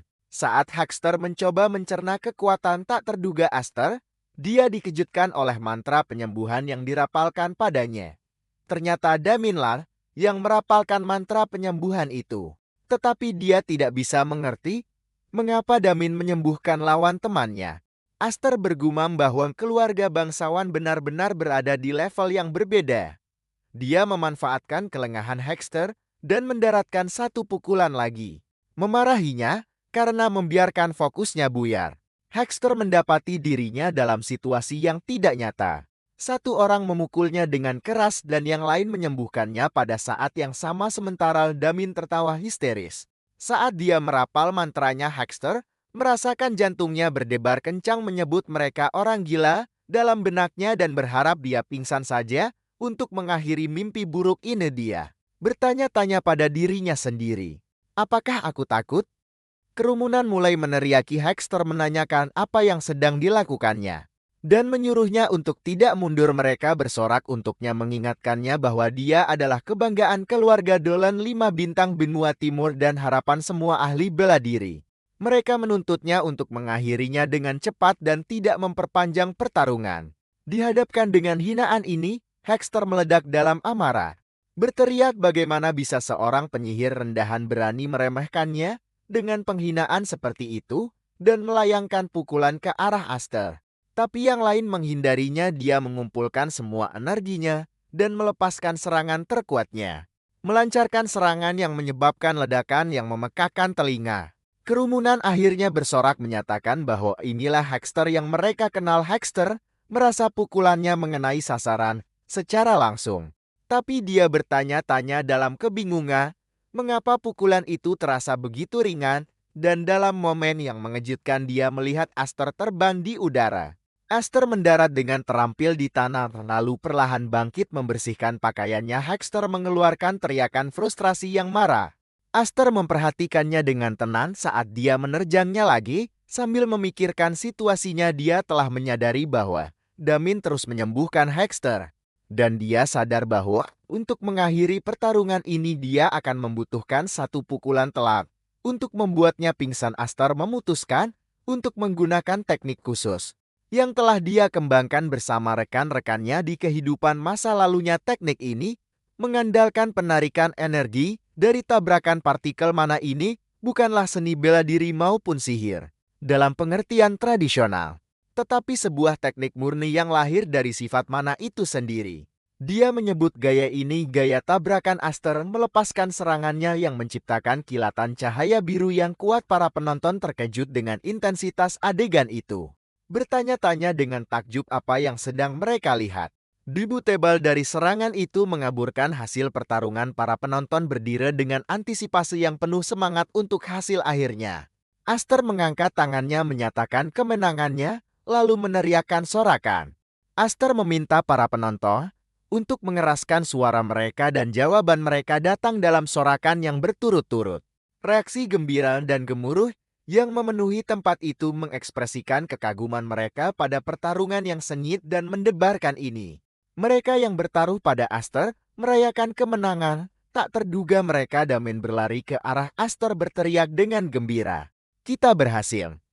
Yang dijawab Aster dengan tenang, "Ya." Aster memandang kerumunan yang gembira dan berpikir bahwa mereka harus berhenti bersikap begitu naif. Sementara itu seorang bangsawan dan rekannya sedang menyaksikan adegan itu dengan jijik. Menggambarkan seorang siswa sihir yang bertarung dengan cara seperti itu sebagai hal yang sangat vulgar. Tiba-tiba seorang pria marah yang tampaknya seorang pejabat akademi menerobos kerumunan siswa, berteriak dan menuntut agar mereka menyingkir. Dia bertanya dengan kemarahan yang hebat siapa yang berani memulai perkelahian di hari pertama upacara penerimaan, dan mengancam akan menyeret semua orang pergi jika mereka tidak segera bergerak. Aster berpikir bahwa dia telah menyebabkan keributan besar, tetapi dia tidak khawatir. Lagi pula dia adalah seorang fixer dengan banyak cara untuk melarikan diri dan semua orang telah bersenang-senang. Tapi sebelum dia bisa melakukan apapun, Damin melangkah maju sambil menarik Aster bersamanya dan berteriak dengan lantang bahwa yang lain bukanlah pelakunya, melainkan mereka, sambil menunjuk dirinya sendiri dan Aster. Perhatian pejabat itu pun teralih. Pejabat yang marah itu menoleh ke arah mereka, sementara Hexter terbaring pingsan di tanah, di latar belakang, dan Damin menegaskan lagi, "Benar, Pak, itu kami."